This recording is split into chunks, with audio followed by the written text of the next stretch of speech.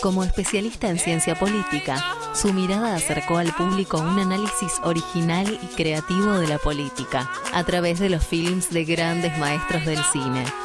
Con su libro Política ATP, que tiene gran repercusión entre el público joven, en concordancia con el acercamiento de la juventud a la militancia política que se generó en estos últimos años. Hoy es el director del banco más antiguo de la Argentina, el Banco Provincia de Buenos Aires. Señoras y señores, con ustedes, el señor Gustavo Marangoni. Bienvenido. Sí, Jorge. Buenas noches. ¿Cómo estás? Bien, gracias por la invitación. Por favor, es un gusto tenerte aquí. Y, bueno, muchos se preguntan, ¿no? ¿Cuál es el rol cultural de alguien que preside una institución bancaria? Mirá, yo llegué al banco obviamente hace muchísimos años ya que trabajo con Daniel y desempeñé distintas actividades, pero la vida tiene caminos misteriosos, digamos. Obviamente tuve alguna parte de la formación económica, pero no necesariamente orientada a bancos. Ahora, cuando llegás a un banco como el Provincia, que a ver, no es cualquier banco, en el sentido es un banco de público, es un banco de desarrollo, tiene tareas de fomento, pero también tiene una historia tremenda. Es el banco más antiguo, no de la Argentina, de América Latina, 1822. En el terreno donde hoy está la sede del Banco Provincia sucedieron cosas enormes, como por ejemplo la Asamblea del año 13. ¿Quién lo funda? Lo fundan en el gobierno de Martín Rodríguez, era ministro Bernardino Rivadavia.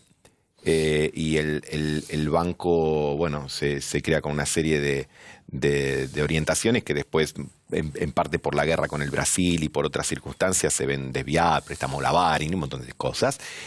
Pero el banco es la historia, te diría, de la economía de la Argentina y del Río de la Plata.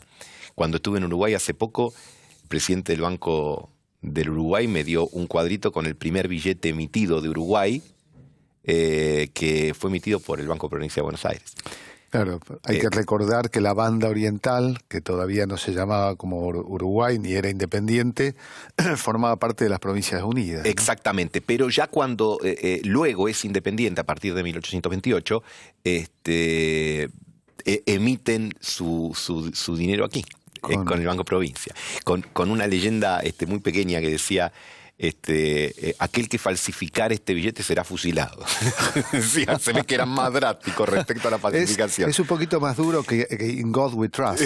Pues, claro, es un poquito más duro que en Dios confiamos. Pero lo cierto es que un banco como el Banco Provincia tiene muchísimas actividades, muchísima presencia en todo el territorio y está muy ligado a la vida cultural, porque sobre todo en el interior de la provincia, a ver, municipio, iglesia, Banco Provincia, fiestas provinciales, fiestas municipales, artistas que están iniciando su carrera, siempre van a buscar en el banco algún tipo de apoyo, que no necesariamente es crediticio. Así que el banco tiene mucha historia. Tenemos un museo muy bonito, por cierto, que lleva el nombre de Arturo Jaureche. Hay que recordar que también eso, grande, bueno, como Arturo Jaureche fue presidente del banco. A eso iba y qué bueno que lo menciones, ¿no? Sí, bueno, don Arturo, que para mí siempre, mira, yo me acuerdo de tener 15 años y me veo yendo a una librería que ya no está más. Yo vivía en Belgrano, iba a una librería llamada El Buen Libro, que hay en Cabildo y Sucre, a comprar en el año 81,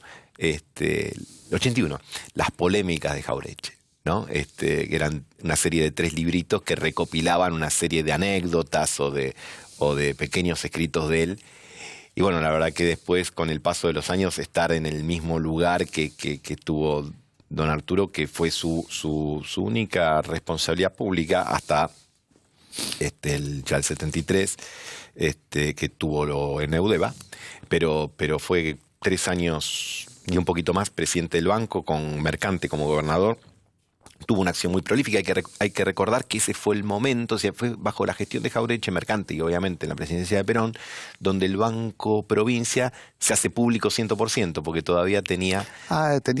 Claro, el banco fue público en origen, en capitales privados, bueno, y en el 1946 todavía tenía una participación privada, se hace público totalmente y yo te diría que se consolida fuertemente como banca de fomento y fundamentalmente también como hipotecario, ¿no? Digo, toda la política de vivienda de esa época tan de oro, si se quiere, en ese aspecto, también en ese aspecto, tiene que ver mucho con el Banco Provincia y con Jauretche. Lo que decís de Jauretche es la respuesta central de la relación que tiene estar aquí con alguien que preside en el mismo sillón que Jauretche un banco del Estado, ¿no? Pero yo creo en lo personal que además la relación entre banca y cultura es absoluta, que la cuestión financiera es una cuestión que marca la historia desde que basta pensar que la palabra banco deriva. Vos podés contarlo mejor que yo, ¿no? No, pero es así, surge de una situación, si se quiere, bastante coloquial, en los bancos de las plazas, digamos. Había dos personas conversando y a partir de ahí la necesidad de una de préstamos de la otra establecían un acuerdo que originalmente era de palabra y que luego, bueno, fue sofisticando los instrumentos. Pero yo digo que los bancos, como la economía finalmente, descansa en condiciones no económicas. Antiguamente se hablaba del billete como el dinero fiduciario, que viene de fe. Y crédito viene Era una nota de crédito. Absolutamente. Y crédito viene de credere, ¿no? De creer. Entonces, la actividad bancaria y financiera está sostenida básicamente en una cuestión de confianza. ¿Qué puede hacerle más daño a un banco? Las famosas corridas cambiarias. ¿Cómo empiezan? Che, parece que ese banco anda en cosas raras o ese banco está mal conducido. Es una cuestión de confianza. Si vos querés atacar, no solo en un banco, ahora estamos hablando de eso, pero si vos querés atacar el fundamento de algo, atacás la confianza, atacás la cultura. Digo, en el caso de los pueblos, socavás la autoconfianza. Jauretche, volviendo un segundo al Jauretche, decía muchas cosas muy lindas, pero dentro de las cosas más profundas que a mí me parece que decía, que él decía que la alegría era indispensable para los pueblos, porque los pueblos tristes no vencen. Un pueblo que no tiene confianza en sí mismo, que no tiene optimismo respecto de su futuro, es un pueblo derrotado. Nada grande se puede hacer con la tristeza. Exactamente, tiene razón, ni en tu vida personal ni en la vida comunitaria, ¿no? Yo igual creo que Perón, que voy a ser revisionista incluso con el peronismo, se equivocó poniendo a Jauretche al frente del Banco Provincia. Creo que debería haberlo puesto como ministro de Cultura. Bueno, hubiera tenido entonces la revolución que el peronismo significó un sustento de mayor potencia, pero era un espíritu incontrolable. Lo que te iba a decir. Y mirá, no podían, digamos, incluso, bueno, hasta discutió con Eva Perón y hasta tuvo roces con Evita y con el propio Perón. Y con el propio Perón. Hay alguna anécdota que señala que en algún momento él le dice a Perón, ante tanta proliferación de la imagen de Perón y tanta literatura, digamos, oficial, le dijo, cuando todo suena a Perón, el que suena es Perón. Sí, y Perón se dio vuelta y lo tenía a Paul al lado. Y le dice, mire, a Paul, dice, acá me dice Jauretche que me están mojando, o que me están bañando en baba, una cosa por el estilo.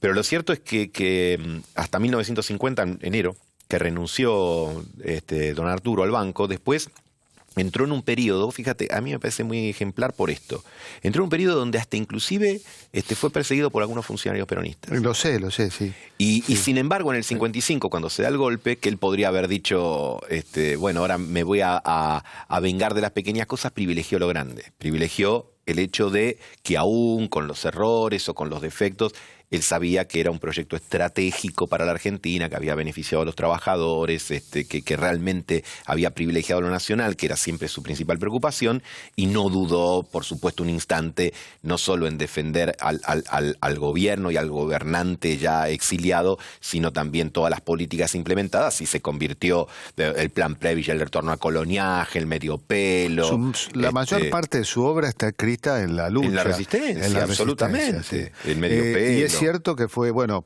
se cuenta, como él estaba ligado a Mercante, a Paul, Alhué, que es el gobernador que reemplaza a Mercante, se dedicaba a reinaugurar obras de Mercante, cambiando la chapita. Pero eso es parte de... El mismo Jauretche lo explicaba, las revoluciones son procesos transformadores que es como decir que cambian la casa por completo. Y decía, y los que como yo siempre quisimos cambiar la casa, de pronto cuando se está cambiando la casa nos quejamos de que el baño no funciona, de que hay mucho polvo. Él tenía incluso un espíritu autocrítico y una suerte de justificación para aquello que despreciaba.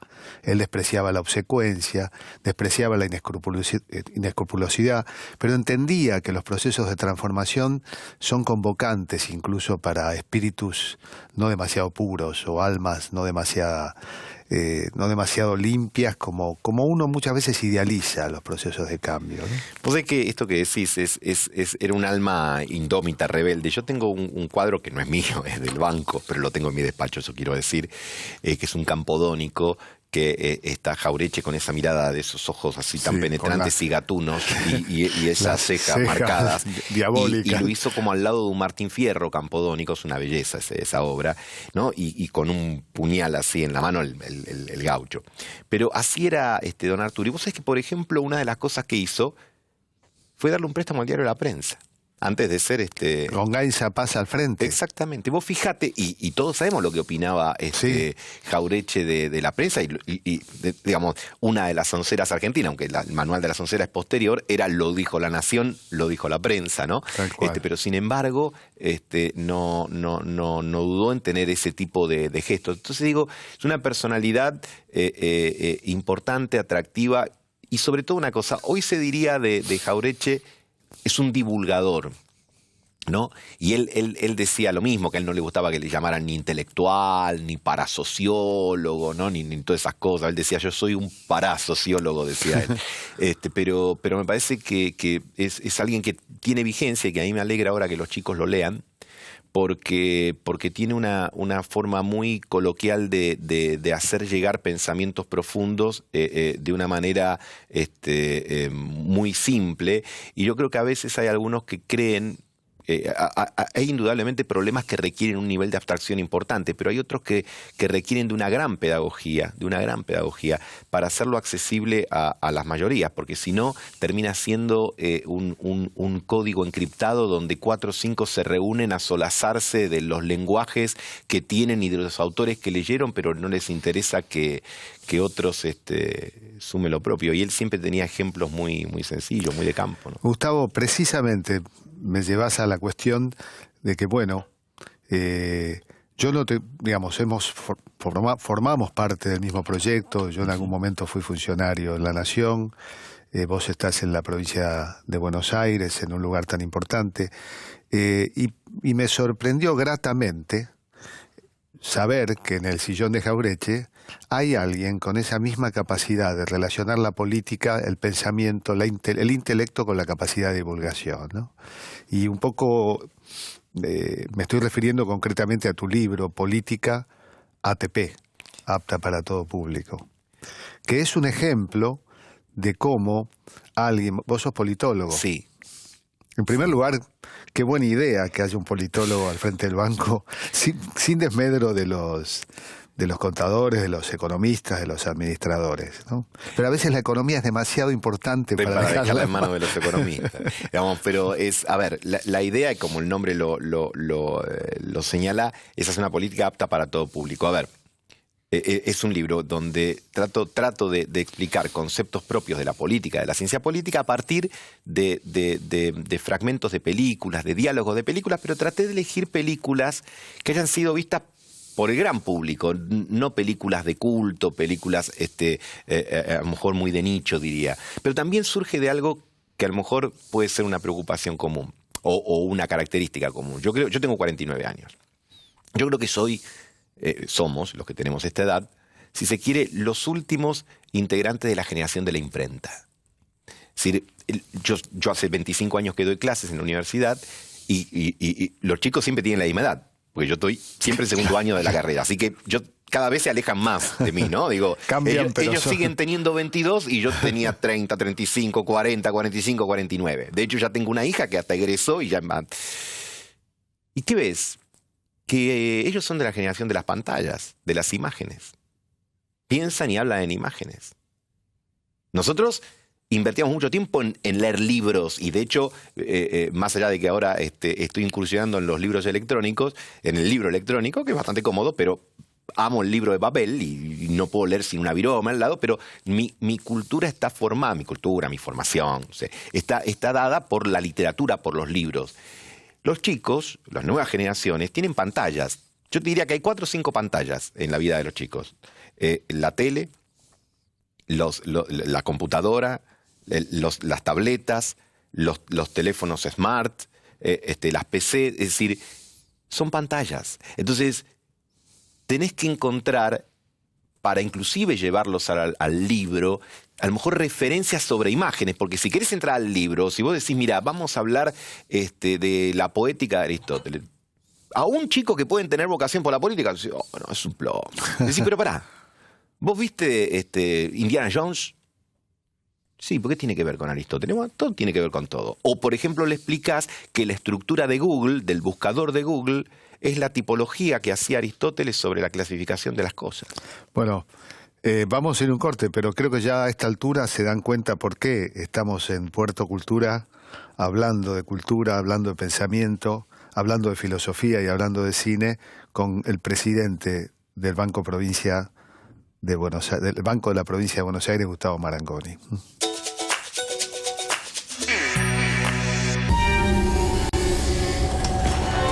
En el mundo del motor, la potencia y la inteligencia se unen gracias a Infinia. El combustible inteligente de YPF, que combina máximo octanaje y una exclusiva tecnología de reducción de fricción. Con Infinia, tu auto no solo parece que anda mejor, anda mejor.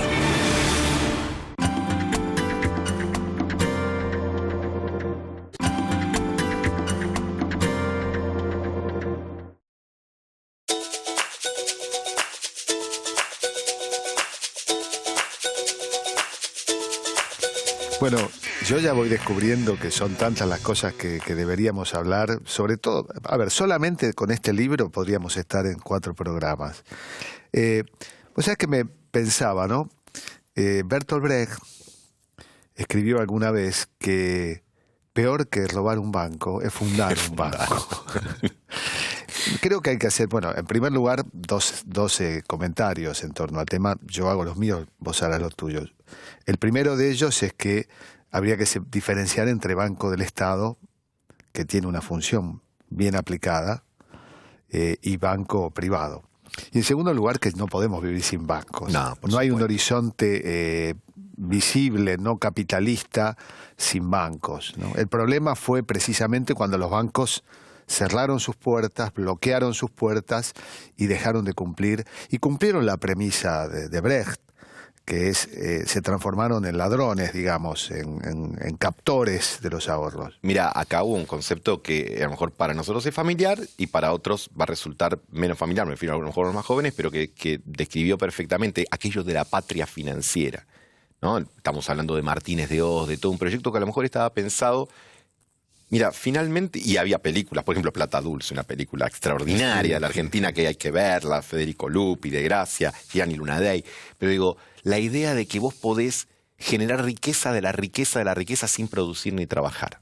Bueno, si vos pensás el sistema financiero como la posibilidad de enriquecer, eso lo que termina beneficiando siempre, lo voy a decir de una manera coloquial, es acá, es en Grecia, es en todos los lugares donde se aplique, eso termina beneficiando a los 4 o 5 vivos, pero empobreciendo de una manera tremenda a la población general, porque aquello de ganarás el pan con el sudor de tu frente es una verdad bíblica, pero es un hecho objetivo. No hay una nación que pueda enriquecerse solo a partir de artilugios financieros. Por supuesto que es importante la diversificación de instrumentos financieros para que haya más formas de financiamiento, pero siempre de financiamiento ¿a quién?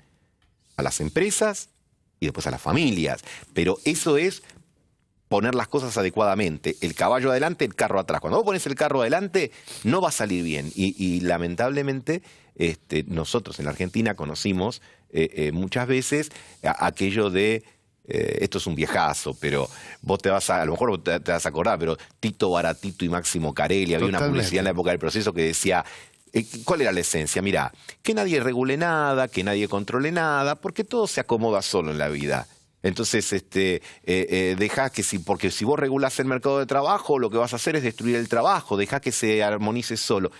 Y vos decís, el punto de equilibrio, el punto justo, es decir, tiene que haber un Estado que oriente, un Estado que regule lo necesario. Por supuesto, nadie está planteando exageraciones, pero tiene que haber, y en materia de los bancos también tiene que haber quien oriente, quien guíe y quien ponga límites y orientaciones, porque si no, lo que se pueden dar son burbujas especulativas, es decir, la sensación de que se puede generar solo plata a través de la plata y te dicen, bueno, España lo vivió y las consecuencias fueron y todavía son tremendas, tremendas. Y eso tiene que ver con algo que es tu motivación y que a vos te preocupa mucho, tiene que ver con la cultura. Es decir, para que vos puedas funcionar bien con el tema de los precios, antes tenés que tener claro el tema de los valores. Y eso es cultural.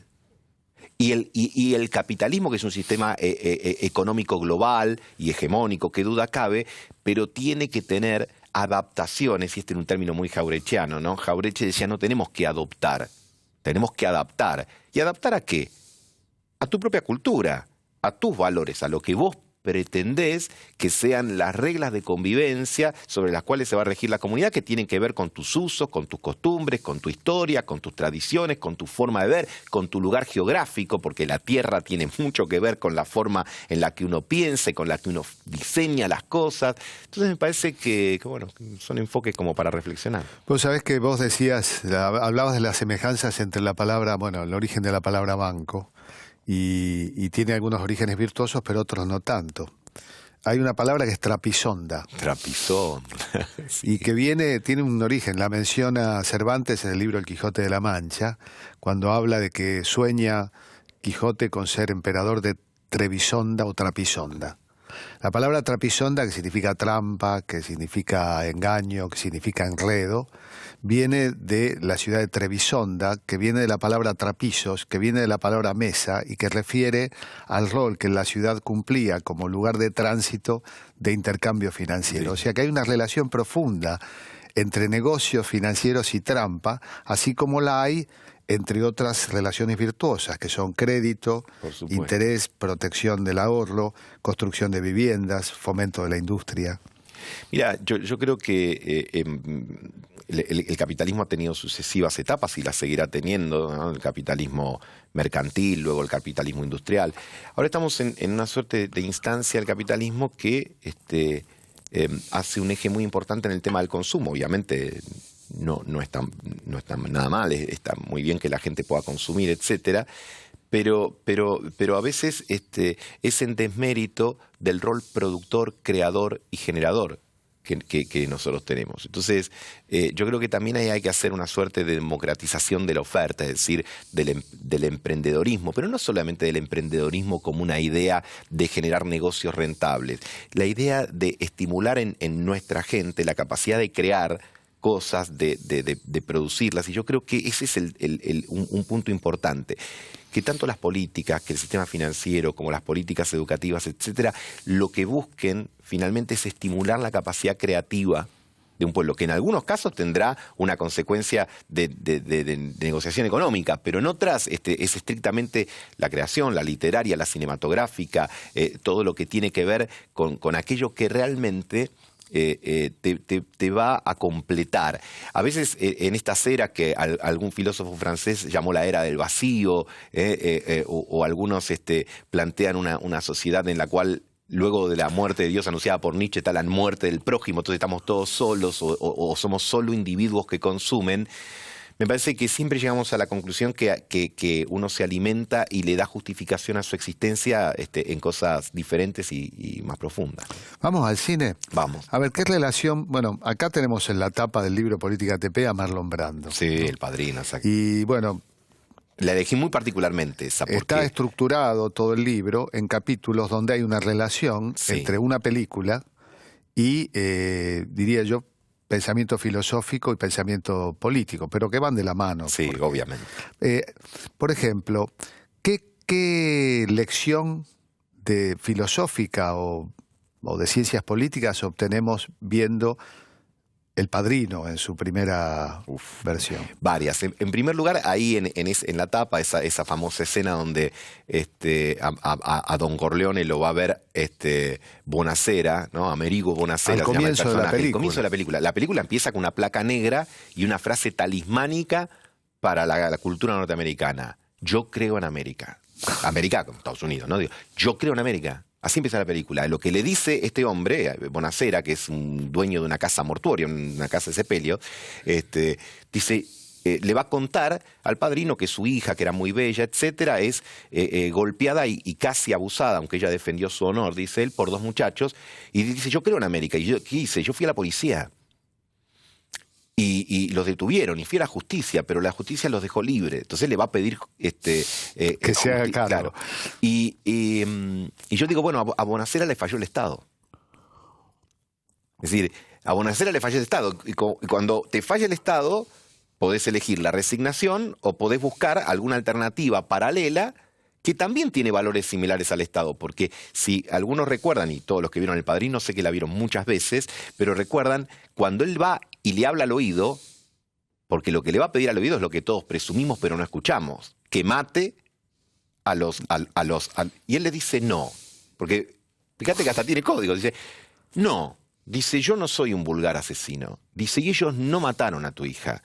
Dice, por lo tanto, vamos a establecer un castigo, qué sé yo, dice, y por supuesto establece después un compromiso de padrinazgo justamente sobre ello, pero lo que también te muestra es, digamos, que hay reglas en ese mundo paralelo y son reglas que generalmente se desarrollan cuando no hay una contención del Estado, pero también las tres películas del Padrino son una lucha entre el adentro y el afuera.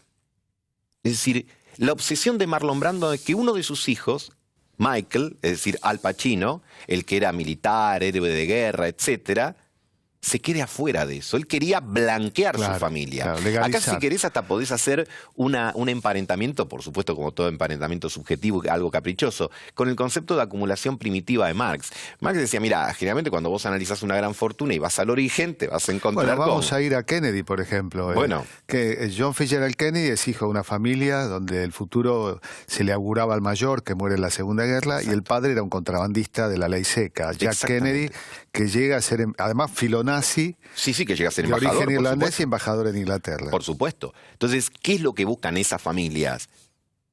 Blanquear, es decir, en algún momento ser aceptadas por la sociedad y dejar atrás, digamos, aquello que les dio el poder económico, que no necesariamente el poder político, pero que después puede buscar el poder político y fundamentalmente la aceptación social. Y de hecho, él lo quiere mantener al margen a Michael, hasta que Michael se involucra, pero hasta la última saga de la película, la idea es pasar a la operatoria normal. Vos fíjate que en la última, en El Padrino 3, cuando él está a punto de cerrar con el Vaticano, la compra de una empresa, etcétera, y por medio de un conflicto entre mafias lo vuelven a traer, hay una escena famosa que él dice, yo estaba saliendo y me vuelven a traer. Es decir, permanentemente es la lucha entre el adentro y el afuera en una sociedad. Y yo creo que, bueno, son dinámicas que pasan probablemente en todas las naciones del mundo. Hay prácticas que se dan, pero también ayudan a repensar el concepto del Estado, cómo el Estado tiene que ir cubriendo e incluyendo para no tener competencias, digamos, desleales que le dejen lugar y que le dejen espacio. Claro, el Estado debe asegurarse en una sociedad que funcione el monopolio de la fuerza y por lo tanto el monopolio de la justicia. Bueno. ¿Y qué filósofo, qué lecturas paralelas al Padrino recomendarías para sostener, para comprenderlo y completarlo? Y es casi ineludible hacer una referencia a Maquiavelo, ¿no? Hay mucho de Maquiavelo, pero también me parece que hay, digamos, puedes hacer una interpretación, vuelvo a Marx, ¿no? El conflicto del Padrino, el que se da a media hora de la película, 40 minutos, es cuando ¿a qué se dedicaba? Él dice el alcohol, digamos, pero básicamente la prostitución y el juego. La prostitución, ya el alcohol estaba superado. La prostitución y el juego. Y en un momento dice Marlon Brando, dice, son dos cosas que la iglesia condena pero que la gente hace. Pero va otro, otro integrante de la mafia, que le dice drogas. la puja era, y el conflicto se desata por el negocio de las drogas. Y él dice, drogas no. Dice, porque si me dedico a las drogas, todos los contactos que yo tengo se me van a volver en contra. Y hasta los miembros de su propia familia le dicen, bueno, pero ahora la droga es lo más lucrativo. Es decir, tenés también una instancia diferente en el, digamos, en el cambio del capitalismo, es decir, la sofisticación y el cambio en los medios de producción, en el consumo, etcétera, te van generando tipos de mafia diferentes. Hay otra película que narra la vida de Dillinger, un delincuente legendario, que tiene una escena extraordinaria. Es una película con mucho para analizar.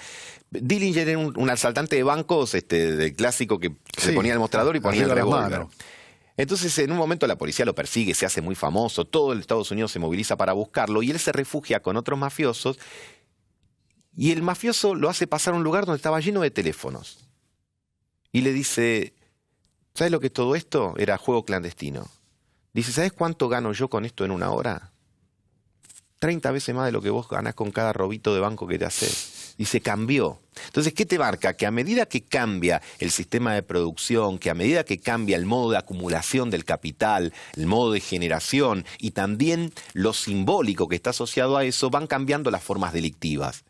Y el Estado tiene que tener estrategias justamente para tener una visión integral de todo ese fenómeno como única manera de mitigarlo, ya que a lo mejor es demasiado ambicioso pensar hacerlo que no exista por completo, ¿no? Bien podría el gerente de un banco famosísimo, banco de origen británico, nacido al calor del tráfico de opio en China en el siglo XIX, llevar a una sucursal de Ginebra y decirle a Al Capone, ¿ves? Con todas estas computadoras yo gano miles de veces más que vos con Jorge, tu negocio y el lavado de dinero. Por eso digo, obvio. Creo que no estoy dando nombres el programa, pero estoy hablando de un banco que nació en Hong Kong y que nació en función del adormecimiento y la aniquilación de una nación continente como China en el siglo XIX.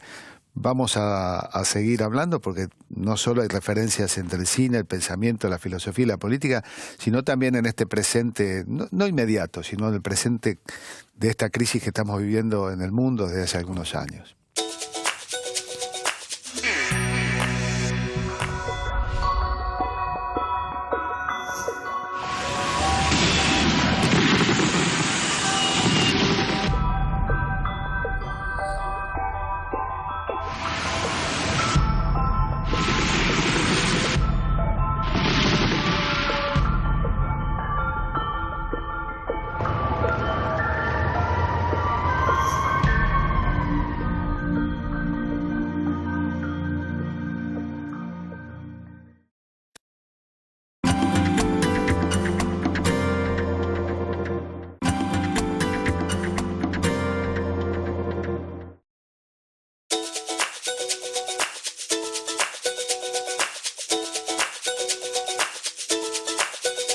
Bueno, yo no sé ustedes, pero yo la estoy pasando muy bien porque estoy hablando de mis temas favoritos, que son cine, literatura, política, filosofía, historia.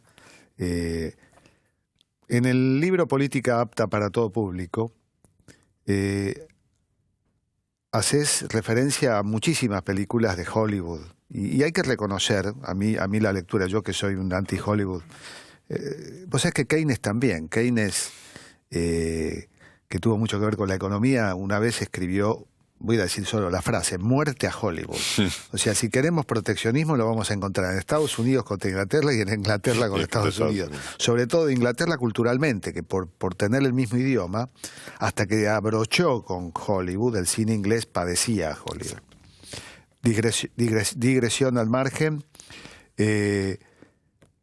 Hay también menciones a películas argentinas. Sí. Y hay una en particular que es la película de De Sanso, ¿no? Sí, de Juan Carlos De Sanso con guión de José Palo Feynman, Eva Perón. Me parece una película extraordinaria, un guión y unas actuaciones tanto de Víctor Laplace como de Héctor Goris. Y bueno, ahí trabajan otros grandes, Kikeli Porache, ¿no? Digo, es muy buena la película. Hay interpretaciones, Paco Jamandreu, el actor que interpreta, Roca se llama el apellido, no me acuerdo ahora el nombre, que interpreta a Paco Jamandreu, es decir, hay una, mira, en primer lugar demuestra una capacidad del cine argentino cuando se lo propone, y afortunadamente últimamente se lo propone muy seguido, de generar, de abordar temas de nuestra propia historia, pero también darles un relieve de pensamiento. Creo que el guión de José Pablo Feynman es lisa y llanamente extraordinario porque pone muy bien, y me parece a mí de una manera muy reflexiva, el rol que jugaba uno y otro, ¿no? El rol de Perón como padre eterno. Feynman sintetiza ahí muy bien esa idea de Perón, que siempre hablaba de padre eterno. En algún momento lo hace decir en el diálogo, dice, bueno, yo soy Dios, y para que exista Dios tiene que existir el diablo, digamos, entre comillas, el diablo para la oligarquía, para los sectores contreras, como se decía en la época, y eso lo simbolizaba Evita. Evita era la rebelión, era, si se quiere, la indisciplina, y Perón, como le termina diciendo Eva al final de la película, dice, vos sos un milico de alma, ¿no? Le dice el tema, cuando ella quiere, por ejemplo, para contrarrestar el intento fallido del golpe de Estado del 51 de Menéndez, ella quiere armar a los obreros. De hecho, después manda a comprar armas, la famosa compra de armas al duque de Holanda, y quiere armar a los obreros, milicias obreras, y Perón la idea de milicias obreras no le cierra, no le gusta. De hecho, después cuando las manda al arsenal Esteban de Luca, digamos, ¿no? Porque no las quiere distribuir, digamos, y ella le dice, es decir, como dos modelos distintos. El de ella dice, mirá, si vos no te organizás te van a voltear y te tenés que defender con todas las armas, no confíes solamente en tus compañeritos de armas, le dice Eva, ¿no? Pero me parece que está muy bien semblanteado muchas cosas ahí, no solo la contradicción fundamental de ese momento de la Argentina, que era entre una sociedad que amplió a los trabajadores, a los sectores más humildes, su lugar en la historia, que sería la contradicción fundamental, sino también contradicciones internas, donde, por ejemplo, también tenés muy bien semblanteado, muy bien elegido por De Sanso los actores, y muy bien escrito el guión por Feynman entre Paul y John William Cook, ¿no? Sí, son los dos extremos. Exactamente. Entonces, Cook le planteaba que a Eva, en un diálogo, supongo yo que ficcional, o por lo menos, pero le decía, bueno, él quiere hacer callar a los demás porque tiene un espíritu autoritario, dice, yo creo en una revolución, dice, yo creo en otra cosa, dice, si este gobierno solamente acalla la oposición porque no le gusta, dice, va a ser una dictadura más, dice, yo quiero que sea una revolución, yo quiero que cambie la matriz del poder, etcétera. Era como todas las contradicciones que el peronismo, que siempre fue una fuerza que se nutrió de la heterogeneidad, porque Perón se proponía como el conductor de una fuerza que inicialmente estuvo compuesta por laboristas esencialmente, pero también por conservadores, radicales, hasta anarquistas, gente que venía de la izquierda, y había que hacer convivir todo eso con un objetivo estratégico, que creo yo siempre es el que propuso Perón, un pensamiento estratégico, y los pensamientos más ideológicos, no porque el estratégico no tenga valores o que no tenga ideas, pero digo, los otros que tenían que convivir y armonizar. Así que me parece que es una película súper interesante y siempre recomendable. ¿Con qué libros la complementarías? Porque todos los capítulos tienen una película, sí, con unas lecturas. Bueno, todos llevan a libros que a lo mejor, como propongo en el libro, que sea una introducción a la ciencia política. Yo digo, bueno, si te gusta el tema, siempre es bueno leer Aristóteles, siempre es bueno leer a Maquiavelo, a Hobbes, a Feynman en el caso de la Argentina, con su visión peculiar. Uno puede o no coincidir, o nunca va a coincidir uno en todo, pero me parece que es un tipo muy inteligente.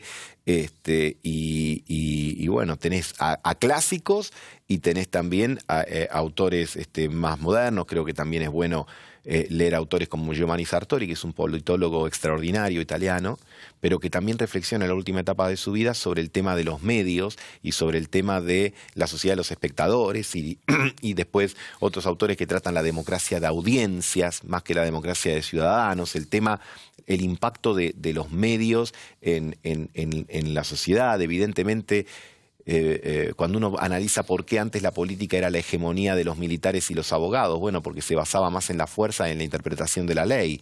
Y hoy hay otros protagonistas de la política que vienen justamente, creo yo, entre otras cosas, por los cambios que se dan en la sociedad a partir no solo de la forma de producir, sino también de lo que la gente pondera y simbólico y uno de los principales capitales que requiere hoy un político, que es ser conocido. Hay una película que creo que han visto casi todos, no sé, el porcentaje es altísimo, Forrest Gump. Sí. Y uno dice, bueno, ¿qué conclusiones se pueden sacar para la filosofía, la politología de esa película? Y vos, bueno, tenés la respuesta. Yo creo que es una película interesante porque el protagonista, Forrest Gump, es alguien que está por debajo del coeficiente intelectual promedio, un poquito por debajo, bastante en la película. Sí, tiene un leve retraso. Exactamente, y sin embargo protagoniza o es testigo de grandes logros, de grandes éxitos, pero fundamentalmente tiene un atributo que en algún momento de vacío él sale a correr sin fundamento. Es decir, yo creo que yo tomo esa parte, digamos, de la película, ¿no? Digo, aquello de correr sin necesariamente reflexionar. O el hecho de mirar y describir los hechos como él hace en la película, pero sin reflexionarlos críticamente.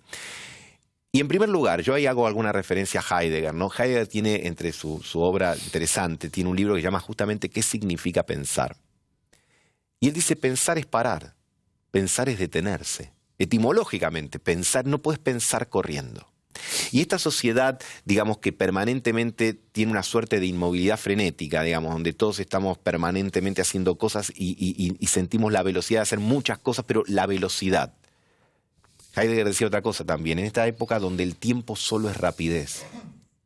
El tiempo ha dejado de ser contemplación y eso reflexión. Lo decía aproximadamente en los años 30. En la década del 30. Bueno, imagínate ahora, digamos. Él tiene un texto que es un discurso que da en la Universidad de Friburgo, 1934, y él dice, cuando el boxeador sea el gran hombre de nuestros tiempos, cuando un acontecimiento sea simultáneo en Japón y en París, exactamente, dice, cuando el tiempo sea solo rapidez, ¿no? Dice, en medio de todo este aquelarre, tendremos la obligación de volver a hacernos las preguntas fundamentales. ¿Para qué? ¿Hacia dónde? ¿Y después qué? Entonces yo creo que el tema de este hiperconsumismo, de las imágenes, de la proliferación, de la velocidad, del cambio muchas veces por el cambio mismo. La palabra cambio tiene un atributo, parece que necesariamente positivo, y la pregunta es, ¿siempre un cambio es algo positivo? ¿No? Bueno, necesariamente no. Uno habla también, yo lo he reflexionado y escrito sobre el tema de las movilizaciones. Siempre asociamos las grandes movilizaciones como transformadores y revolucionarios. Yo creo que hay marchas, como en los autos. Hay marchas para adelante y hay marchas para atrás. Pero por supuesto. Esto, bueno, hace poco Scioli lo dijo concretamente. Pero claramente, por eso yo creo que siempre es bueno, digamos, a partir de estas cosas, reflexionar después, porque uno también quiere reflexionar sobre su presente. Finalmente, San Agustín decía que hay solo 3 tiempos en la vida de los hombres: el presente del pasado, el presente del presente y el presente del futuro. Es decir, vivimos nuestro presente. Ahora, el pasado nos sirve para reflexionar, pero cuando lo hacemos también lo analizamos del presente, y el futuro lo propio. Ahora, este presente que nos toca habitar a nosotros, y este año tan particular de nuestra Argentina, donde hay elecciones, etcétera, me parece que también, al margen del frenesí y de la velocidad y de las cosas que a veces yo le digo a mis amigos, o hablamos, digo, ¿vos te acordás cuáles eran los temas que eran los titulares de los diarios o de los programas la semana pasada? ¿Te acordás? Temas que la semana pasada parecía que iban a cambiar la historia de la humanidad para siempre, se desvanecieron y se esfumaron en nada. Entonces, hay una gran dosis de provisoriedad, y muchas veces también en muchos circunspectos analistas de la política y en muchos así pseudo intelectuales solemnes, hay una cosa de provisoriedad y de coyuntura que vos decís, pará, hay que tratar de ver más profundo y más lejos, y para eso hay que parar. Así como esta invitación que haces vos, este programa, este espacio que Es decir, no aparece nadie gritando, ni nadie corriendo, ni hay 20 sorteos por segundo, que no estoy censurando ese tipo de iniciativas, porque no estoy planteando tampoco una visión culturosa o pseudos, no, pero lo que digo que también uno necesita el espacio de diversión, porque la diversión, como el nombre lo indica, o como la etimología de la palabra lo indica, es apartarse, y uno también a veces necesita apartarse de los líos, de los problemas, llegas a tu casa, etcétera, y a lo mejor no te vas a poner a leer Heidegger y la reflexión sobre el hombre y la muerte y qué sé yo, y querés ver por la tele, está todo bárbaro, pero hay momentos que también tenés que parar. Hay momentos que tenés que reflexionar para ver cuál es la dirección y el sentido, si es que lo tiene, de la vida que estás viviendo y de las cosas que estás haciendo con los demás. Hay, de alguna manera, una propuesta en esto de correr sin pensar también, ¿no? Sí, por supuesto. Hay quienes se benefician. Por supuesto. Porque mencionás también en el libro otra escena de la película Forrest Gump, que es cuando el sargento le pregunta cuál es el rol de un soldado. Obedecer. ¿No? Es decir, él es y la respuesta del sargento, lo que el sargento le dice. Dice, usted va a llegar a general, dice, usted merece llegar a general. Es un genio, usted es un genio. Dice, usted es un genio, dice, usted va a llegar a general. Dice, claro, porque él era una persona básica justamente que no problematizaba las cosas y simplemente, digamos, todas las cosas mecánicas las hacía perfecto. Por ejemplo, jugar al ping-pong. ¿No? Jugar al ping-pong. Se convierte en un experto jugando al ping-pong porque es una cuestión mecánica. O tiene la capacidad de armar y desarmar un rifle en segundos porque era una cuestión mecánica. Pero él lo que no tenía era la capacidad crítica para poder ver eso. Y yo creo que ahí también, si querés, en otras películas, me parece que a lo mejor en Una mente brillante u otras, el tema está también el tema de la ciencia con y sin conciencia. El tema de hacer cosas o utilizar las tecnologías sin reflexionar el para qué. O mira, me baso hasta en una película más de diversión, Jurassic Park. Hay un diálogo en esa película que es extraordinario. Un científico que está cuestionando sobre si era razonable clonar dinosaurios o no. Dice, la ciencia, dice, solamente se plantea si puede hacer las cosas, no si debe hacerlas. Y a lo mejor hay cosas que no debes hacerlas, pero claro, la ciencia no tiene límites. Es más, pobre, hoy lo cito demasiado a Heidegger. Heidegger decía, la ciencia no piensa. Pero una frase provocadora, dura. ¿Cómo la ciencia no piensa? Un científico se ofendería mucho si vos escuchás y dice, ¿cómo yo no voy a pensar? Sí, él dice, bueno, piensa en el sentido de, por supuesto, que tiene que resolver, pero no piensa en el sentido, digamos, lo dice un filósofo, en el sentido filosófico, en el sentido del ser. No se plantea límites, no se plantea cuestiones que a lo mejor hay que plantear, porque todos nosotros podemos decir, se puede hacer tal cosa, y a lo mejor la palabra se debe ha quedado como algo anticuada, como algo que ya no corresponde a esta época. Si se puede, se debe, y no necesariamente. Bueno, Gustavo, llegamos al fin del programa. Creo que después, los que han visto este programa, yo creo que todos deberían entender que cuando ven una película, la película puede ser muy buena y hasta mala, pero siempre puede ser la oportunidad para una reflexión. Indudablemente. Y hay una enorme riqueza en lo que se relata, y creo yo que se adecúa también a esta costumbre de la pantalla por encima de los libros. Pero los libros siguen existiendo, y yo te voy a regalar mi último libro, Bombardeo, que es un libro, es una ficción histórica, donde también ahí reflexionó. Hay una mención el primer libro escrito en torno a estas tierras fue el libro que escribió Ulrico Schmid sobre la fundación de Buenos Aires. Exactamente. Y a mí me llamó la atención, y lo pongo en la ficción, de que allí se plantea, Ulrico Schmid dice que Pedro de Mendoza estableció que las cuestiones de armas la iban a resolver los hombres de armas y los de trabajo las cuestiones de trabajo. Ganaron los indios, que no hacían esa diferenciación. Muy bueno. Y eso lo aplico, porque a Perón le pasó el 16 de junio y el 16 de septiembre algo parecido. Bueno, acá lo mencionabas vos con el caso del guión de Feynman. Exactamente. Bueno, muchísimas gracias. A vos, Jorge, la verdad. He aprendido mucho, y supongo que hemos aprendido mucho hoy con Gustavo Marangoni. Muchas gracias.